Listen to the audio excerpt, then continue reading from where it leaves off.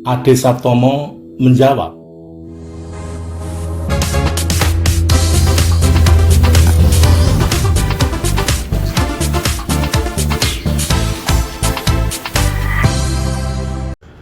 Assalamualaikum warahmatullahi wabarakatuh. Bapak Ibu sekalian dan saudara-saudara Ade Sartomo menjawab. Kami hadir di pagi hari ini berkaitan dengan dua hal. Pertama adalah saya diminta sebagai pembicara seminar nasional oleh Fakultas Hukum Universitas 17 Agustus 1945 Semarang berkenaan dengan kebijakan global, yaitu vaksinasi COVID-19 itu. Tetapi yang penting di lapangan juga menanyakan kepada saya bagaimana pemerintah sudah berusaha sedemikian rupa, sudah ada undang-undang kekarantinaan, kemudian ada kebijakan prokes 3M, yaitu memakai masker, mencuci tangan, dan menjaga jarak. Nah, yang terakhir adalah vaksinasi. Nah, pertanyaannya itu begini, bagaimana hal itu menjadi bagian dari hidup sehari-hari, artinya menjadi budaya sehat. Nah, oleh sebab itu, kedua permintaan baik dari Seminar Nasional FH Untak Semarang dan pertanyaan di lapangan itu saya jawab dalam kesempatan ini dengan penjelasan yang jernih, yaitu bagaimana perilaku sehat itu sudah menjadi budaya, sehingga tidak ada tekanan dari Satpam, tidak ada tekanan dari Satpol PP, tidak ada tekanan-tekanan yang lain, tetapi sudah menjadi obey to the law, jadi patuh pada hukum secara automatically, bahkan menjadi a part of our life. Nah, ini adalah penjelasan akademiknya sebagai berikut. Mari kita cermati, kita saksikan dan kita teliti ya, agar supaya itu ya disebut budaya itu kalau seperti ini. Mari kita tonton dengan cermat berikut ini. Baik, assalamualaikum warahmatullahi wabarakatuh. Selamat pagi dan salam sejahtera teman-teman yang menjadi narasumber. Nggak perlu saya sebut, namanya sudah tercantum, dan rekan-rekan sejawat, rekan-rekan Fakultas Hukum yang tergabung dalam Asosiasi Pimpinan Perguruan Tinggi Hukum seluruh Indonesia, atau mahasiswa S3 baik yang ada di program studi doktor FH 17 Agustus Semarang maupun mahasiswa doktor prodi lainnya ya. Ini ada sebagian memang ingin menyaksikan dan ingin mencermati begitu ya. Baik, ini kesempatan bagus ya untuk saya, dan sekaligus mau menjelaskan mengenai simpang siur yang mengenai budaya. Nah, kalau di dalam komunitas hukum itu sering bicara tentang budaya hukum. Nah, sekarang budaya perilaku, yaitu perilaku sehat. Gitu ya. Baik di bidang kesehatan maupun bidang hukum maupun bidang ekonomi, kalau kita bicara budaya itu sama, gitu ya. Nah, saya mulai dari kebijakan vaksin global. Nah, makna dibalik kebijakan vaksin global, kalau kebijakan global ya kita nggak bicara nasional, kita bicara keinginan global. Keinginan global. Nah, memang pandemi ini adalah tantangan global, tantangan global, sehingga kalau kita bicara seperti ini sebenarnya kita bicara global. Jadi kalau ada mahasiswa asing mendengar, mengikuti, ini juga sangat relevan. Cuma pertanyaan di dalam konteks ini adalah bagaimana itu kan kebijakan itu diwujudkan, gitu kan, diwujudkan di dalam seperangkat peraturan perundang-undangan yang terkait dengan kesehatan. Kalau sudah ada seperangkat peraturan perundang-undangan terkait kesehatan, maka pertanyaan berikutnya adalah bagaimana perilaku warga masyarakat itu agar sesuai dengan maksud di dalam peraturan perundang-undangan tentang kesehatan, gitu. Nah, atas dasar itu saya membuat judul yang sangat sederhana, mudah-mudahan dapat dimengerti, adalah membangun budaya perilaku sehat. Jadi kalau kita bicara pandemi COVID-19, sebenarnya kita juga mengucapkan terima kasih loh, dalam tanda petik. Karena semua manusia di permukaan planet ini disadarkan kembali, disadarkan kembali bagaimana berperilaku sehat. Nah, sekarang kita upaya membudayakan perilaku sehat itu supaya menjadi budaya. Nah, oleh sebab itu saya akan mengurai secara detail ya, gitu ya. Coba saya sampaikan ini ya. Kadang-kadang saya mendengar dan menyaksikan sendiri ketika menyebutkan budaya itu in English-nya culture, atau culture diterjemahkan budaya. Padahal saya melihat perbedaannya, gitu. Budaya in the sense of Indonesian character, gitu. Bahasa Sanskritnya ya, bahasa Sanskertanya itu, budaya itu berasal dari kata budi dan daya. Itu sudah tersebar kemana-mana, dan di dalam buku saya Hukum dan Kearifan Lokal, ya, budaya hukum dan kearifan lokal sudah saya urai. Jadi budaya itu memiliki makna, nah gitu ya, atau terdiri dari dua kata, budi dan daya. Budi itu baik, daya itu akal. Jadi kalau anak-anak kita, adik-adik kita, atau teman-teman kita yang namanya budi, itu membawa misi supaya baik. Baik itu dimulai dari mana? Kan gitu. Dari akal. Gitu. Jadi budidaya, budi itu baik, daya itu akal. Jadi manusia tadi yang diterangkan sebelumnya adalah lahir di permukaan bumi ini, kemudian diberi nama, apalagi nama budi. Tidak diberi nama budi pun, tujuan awalnya adalah supaya berakal baik, berpikiran baik. Nah, itu. Nah, oleh sebab itu budaya saya artikan sebagai nilai. Jadi nilai itu baik. Nilai yang diyakini sebagai yang benar, ya. Saya ulang lagi, budaya itu nilai yang diyakini sebagai yang benar, baik oleh sebagian besar warga masyarakat. Sebagian besar ini juga dapat diukur nanti dalam penelitian dan dijadikan pedoman berperilaku, dijadikan pedoman berbuat, dijadikan pedoman bertindak yang menghasilkan perilaku otomatik. Jadi budaya.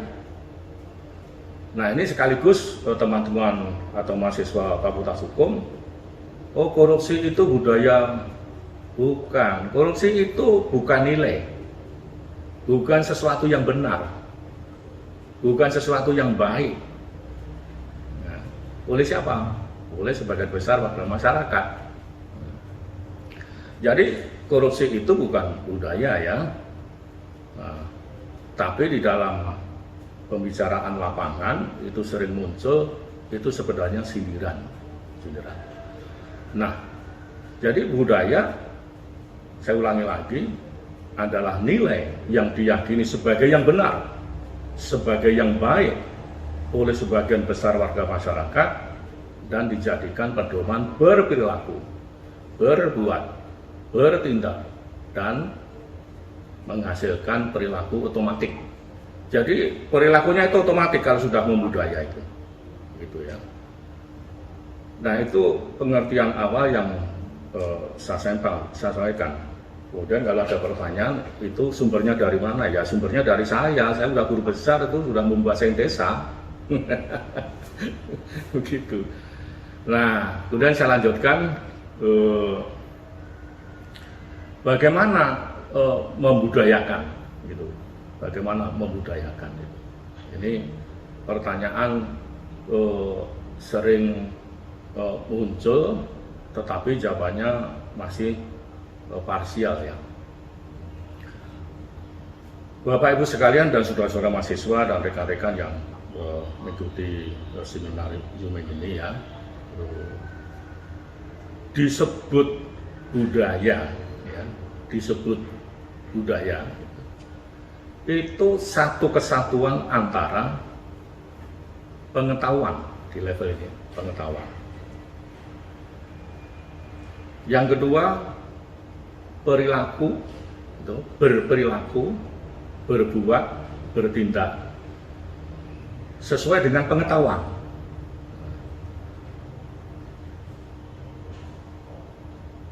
Dari titik ini, pengetahuan itu mendrive. Jadi manusia memiliki pengetahuan.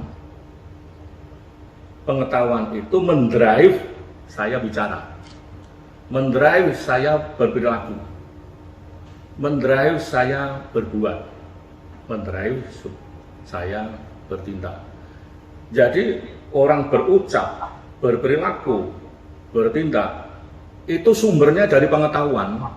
Nah, kalau tidak punya pengetahuan, tentu tidak akan muncul, tidak tereksternalisasi menjadi berbuat, ya, bertindak dan berperilaku. Nah, kemudian yang ketiga adalah ya, berperilaku yang otomatis, berbuat yang otomatis. Itu akan menghasilkan perilaku perbuatan automatically. Nah, di sebelah kiri itu saya jelaskan ada internalisasi. Nah, kalau dalam konteks kesehatan ini ya, supaya warga negara Indonesia seluruhnya berperilaku sehat, maka harus ada upaya penanaman pengetahuan tentang kesehatan, tentang prokes, tentang vaksin. Jadi kalau kita atau saudara-saudara kita itu belum punya pengetahuan tentang vaksin, tentang prokes, mana mungkin dia akan berperilaku, mana mungkin dia akan berbuat, mana mungkin dia akan bertindak kalau tidak ada pengetahuan itu. Maka tugas pemerintah khususnya, karena pemerintah memang punya sarana prasarana gitu ya. Tugasnya adalah menginternalisasi. Kemudian kalau sudah terinternalisasi dengan baik, maka warga masyarakat, warga negara Indonesia ini kita tunggu tinggal mengeksternalisasi, tinggal menunggu berperilakunya sesuai dengan prokes. Nah, gitu. Berbuat sesuai dengan prokes, bertindak sesuai dengan prokes. Nah, dari pengetahuan ke berperilaku, berbuat, bertindak itu ya, panah ini maksudnya adalah pengesterilisasi.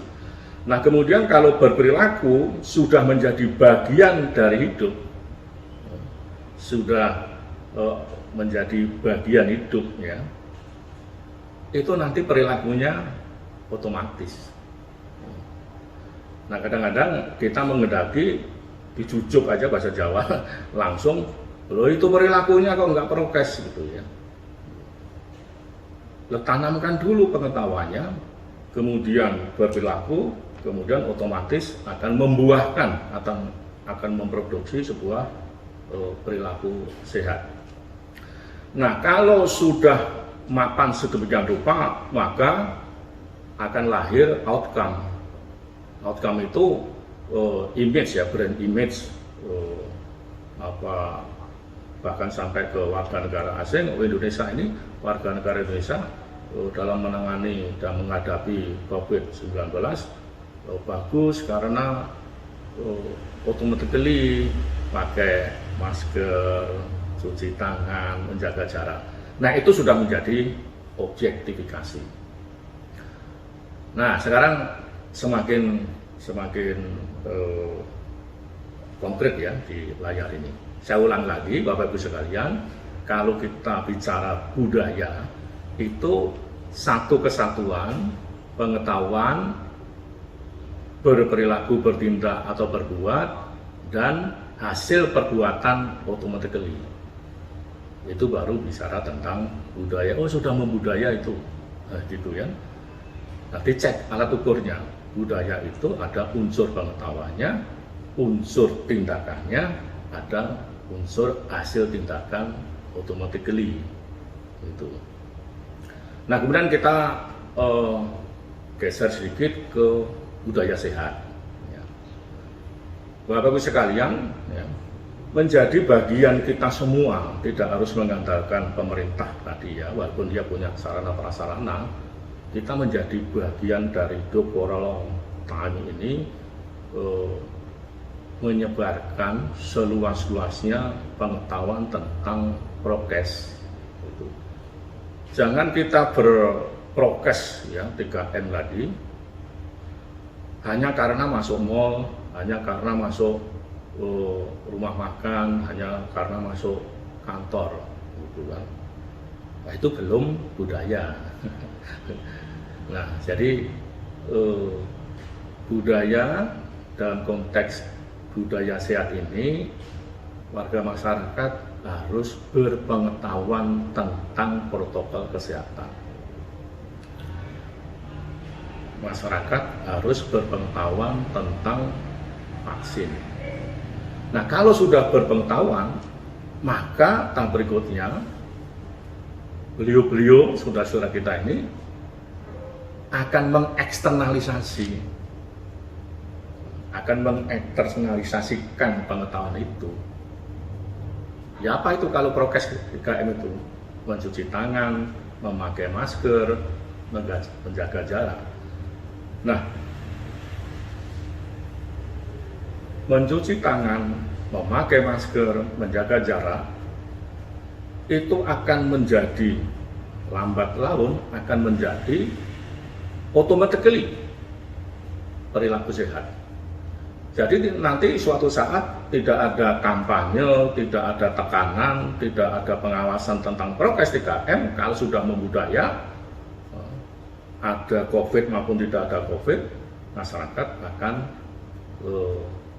melihat perilaku sehat secara automatically. Itu. Nah, sekarang ini sedang proses ya, proses ke sana. Maka ini menjadi sangat penting penyadaran kita semua. Jangan mengharap menyuruh-nyuruh, kemudian menekan-nekan agar mencuci tangan, tetapi yang bersangkutan tidak punya pengetahuan tentang prokes. Nah, kalau tidak punya pengetahuan tentang prokes ya, mencuci tangan, memakai masker, menjaga jarak itu atas desakan situasi yang dijaga Satpam atau Satpol PP gitu kan. Nah, tapi kalau sudah punya pengetahuan, itu nanti automatically akan keluar dengan sendirinya. Keluar dengan sendirinya automatically namanya perilaku sehat. Nah, jadi kalau dilihat dari konteks budaya, maka prokes, ya, satu kesatuan antara pengetahuan prokes 3M, kemudian perwujudan 3M, dan perilaku sehat itu namanya budaya. Jadi kalau belum terpenuhi 3 ini belum menjadi budaya, yaitu budaya sehat, gitu ya. Nah, sekaligus saya menyampaikan pada teman-teman budaya hukum. Saya sering membaca buku teman-teman dan mendengar sampaian-sampaian, ya, atau ucapan-ucapan yang disampaikan itu, saya merasa risih. Budaya hukum itu kok disamadengankan hukum adat. Itu lain. Jadi hukum adat itu bukan budaya hukum, gitu ya. Kalau hukum adat ya perilaku atau tindakan perbuatan yang tidak sesuai dengan hukum adat akan mendapat sanksi. Sanksi apa? Sanksi yang didasarkan nilai-nilai yang tertulis maupun yang tidak tertulis hukum adat. Nah, kalau kita bicara budaya hukum, maka inilah penjelasannya, ya. Sekarang kita cari aja pengetahuan budaya hukum kesehatan, ya, dalam konteks ini. Seperti saya katakan tadi, kalau disebut budaya hukum, maka harus terpenuhi 3 unsur menjadi satu kesatuan, yaitu apa? Pengetahuan, kemudian wujud dari pengetahuan, ya, mewujudkan pengetahuan, kemudian ada hasil pengetahuan, hasil proses, hasil perbuatan tadi, ada 3. Nah, 3 ini kalau sudah mapan, maka akan terjadi brand image atau outcome. Nah, sekarang hukum kesehatan. Kita dalam menghadapi pandemi COVID-19. Pandemi itu bahasa Jawanya itu gegeblok. Gegeblok itu. Pandemi COVID-19. Dalam menghadapi itu, maka kita harus bergerak, ya, membudaya hukum kan kesehatan. Caranya bagaimana? Seluruh warga masyarakat tanpa kecuali, gitu ya, itu harus diinternalisasi pengetahuan, apakah tentang undang-undang kekarantinaan atau tentang kebijakan-kebijakan prokes dan seterusnya, disebarluaskan terus-menerus sehingga warga masyarakat, manusia itu akan terinternalisasi pengetahuan. Itu kata kunci. Karena kalau pengetahuan tidak ada, tidak mungkin mereka akan mewujudkan prokes. Tidak mungkin, harus ada pengetahuan. Pengetahuan apa? Budaya tadi, pengetahuan yang baik. Nah, kalau sudah terinternalisasi dengan mapan, maka kita tunggu yang bersangkutan itu dalam kondisi-kondisi tertentu akan berperilaku, akan bertindak, akan berbuat sesuai dengan hukum kesehatan, sesuai dengan prokes kesehatan, sesuai dengan hukum kekarantinaan. Jadi tidak mungkin tanpa pengetahuan itu kemudian kita menunggu supaya manusia itu berperilaku, bertindak, berbuat sesuai dengan hukum kesehatan. Pasti ada pengetahuan dulu. Nah, kalau berperilaku, bertindak, berbuat sesuai dengan hukum kesehatan, itu sudah menjadi a part of our life. Jadi sudah menjadi bagian dari hidup kita. Kalau sudah menjadi bagian hidup kita, maka perilaku, hasilnya apa? Perilaku. Perilaku apa? Perilaku yang sesuai dengan hukum kesehatan, obey to the law automatically. Nah, gitu. Jadi kalau kita sebut budaya hukum, itu harus teruji 3 itu. 1, adakah pengetahuan tentang hukum kesehatan yang bersangkutan atau masyarakat? Ada enggak warga masyarakat atau yang bersangkutan itu berperilaku, bertindak, berbuat sesuai dengan kesehatan? Ada enggak perilaku yang otomatis? Kalau belum ada perilaku automatically, itu belum disebut membudaya. Kalau sudah membudaya, maka akan muncul brand image atau outcome. Nah, contoh begini. kesalahan dari sering kita bicara itu loh, kalau ke Singapura ya toh, orang Singapura itu tertib lalu lintas, budaya hukumnya bagus, budaya hukumnya baik, budaya hukumnya itu berhasil. Apa ya? Itu kan belum tentu. Orang Singapura kalau pergi ke Jakarta, dia punya pengetahuan Jakarta itu amburadul, misalnya begitu ya, maka dia ikut pengetahuannya itu bahwa Jakarta amburadul. Sementara orang Indonesia punya pengetahuan Singapura itu perilaku lalu lintasnya bagus lah, kita udah punya pengetahuan. Begitu sampai di sana, pengetahuan kita itu kita wujudkan. Begitu diwujudkan kita ada di sana, tetapi itu belum tentu menjadi budaya dari kita ya, orang Indonesia ini. Belum tentu, gitu kan. Nah, oleh sebab itu kalau kita bicara tentang budaya hukum, itu harus teruji dari 3 tataran. Pertama adalah pengetahuan, yang kedua perwujudan dari pengetahuan, yang ketiga hasil pengetahuan itu sendiri. Kalau sudah menjadi automatically, maka terjadi outcome. Semua orang yang datang ke Singapura akan berperilaku lalu lintas yang baik. Nah, sama saja dengan bidang kesehatan prokes ini. Kalau kita sudah menjadi 3M tadi ya, prokes 3M tadi sudah menjadi bagian perilaku automatically, maka orang luar negeri pun, negara asing kalau ke Indonesia akan ikut.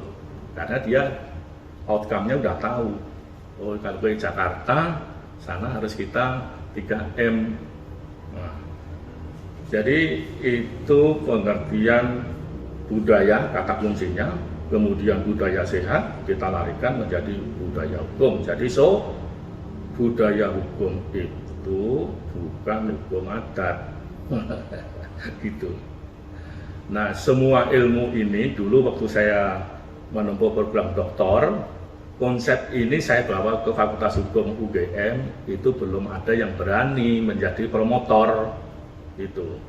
Kemudian saya diarahkan ke Fakultas Ilmu Budaya, karena kita bicara tentang pengetahuan, tentang legal mind.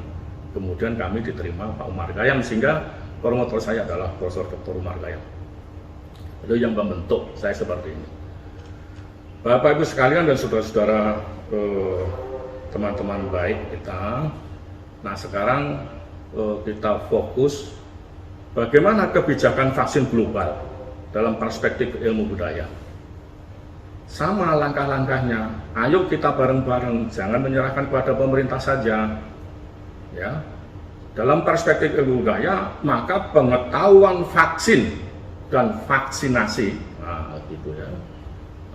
Jadi pengetahuan vaksin ini harus ditanamkan betul, dibenamkan betul, diinternalisasikan betul, seluas-luasnya, sebanyak-banyaknya, gitu. Sehingga semua warga masyarakat ini baik pakai prokes 3M maupun vaksin, itu langkah pertama adalah mengisi pengetahuan tentang prokes 3M dan vaksin. Yang kedua, kalau kita sudah punya pengetahuan vaksin, ya, vaksin, maka kita akan mau, ya. Jadi kalau kita, ayo kita vaksin, nah, gitu kan? Saya bersedia vaksin, saya mau vaksin. Saya yakin beliau-beliau yang menyampaikan hal itu, yang mengucapkan itu sudah punya pengetahuan tentang prokes 3M dan vaksin. Sehingga saya bersedia divaksin. Saya pun bersedia, nah, gitu kan? Cuma yang umur 60 ke atas ini kok ditunda-tunda ya. Kenapa harus ditunda-tunda? Gitu kan. Nah, kemudian kalau sudah melakukan tindakan mau vaksin itu, maka akan muncul bagian dari kehidupan. Sudah menjadi a part of our life. Jadi imun meningkat, kita percaya diri. Gitu. Jadi imun warga meningkat, perilakunya sehat. Nah, jadi sudah saya urut-urutkan Bapak Ibu sekalian dan saudara-saudara mahasiswa program doktor, sekali dayung 3 poin ya yang saya sampaikan. Pertama, budaya itu penting. Ya, budaya itu disebut budaya kalau ada pengetahuan itu diwujudkan dalam bentuk tindakan, kemudian tindakannya itu menjadi bagian dari hidup. Tiga-tiganya itu alat ukur itu sudah membudaya. Bidang kesehatan juga sama. Prokes 3M, vaksin sudah menjadi pengetahuan, kemudian kita bertindak, berbuat, mencuci tangan, kemudian menjaga jarak, dan seterusnya juga memvaksin, itu adalah bentuk ekspresi, eksternalisasi dari pengetahuan. Nah, kalau itu sudah menjadi bagian hidup sehari-hari kita, maka warga masyarakat imunnya meningkat, kemudian menjadi bagian perilaku sehat. Nah, begitu ini adalah konsep-konsep atau penjelasan-penjelasan kebijakan itu karena terjadi di seluruh permukaan planet ya, itu kebijakan global itu. Jadi kita akan menjadi bagian itu. Tadi saya sudah katakan bahwa pandemi kadang-kadang matur nuwun ini menyadarkan kembali kita itu kalau begitu hidupnya selordoh ya, ceroboh gitu ya. Nah, ini juga ada makna positifnya, kita harus bisa memaknai dengan baik. Baik Bapak Ibu sekalian, mudah-mudahan bisa dipahami sekaligus ilmu budaya, ya, budaya kesehatan dan budaya hukum. Budaya itu kalau tiga-tiganya terpenuhi. Terima kasih. Wassalamualaikum warahmatullahi wabarakatuh. Monggo saya serahkan kembali. Baik Bapak Ibu sekalian dan saudara-saudara di Sabto Menjawab, bahkan ini banyak mahasiswa S3 dan juga alumni program doktor sudah banyak yang ikut mencermati dan ikut menonton dan ikut menyimak ya di dalam video atau Zoom ini. Mudah-mudahan apa yang saya sampaikan tadi itu menjadi paham dan bermanfaat bagi masyarakat luas, tidak saja kepada institusi fakultas hukum, tetapi juga rakyat Indonesia menjadi sehat di kemudian hari sehingga Indonesia menjadi makmur. Sampai jumpa pada kesempatan berikutnya. Wassalamualaikum warahmatullahi wabarakatuh. Terima kasih telah menyimak Adi Sabtomo Menjawab. Sampai jumpa pada jawaban berikutnya. Jangan lupa subscribe, like, lonceng, dan share.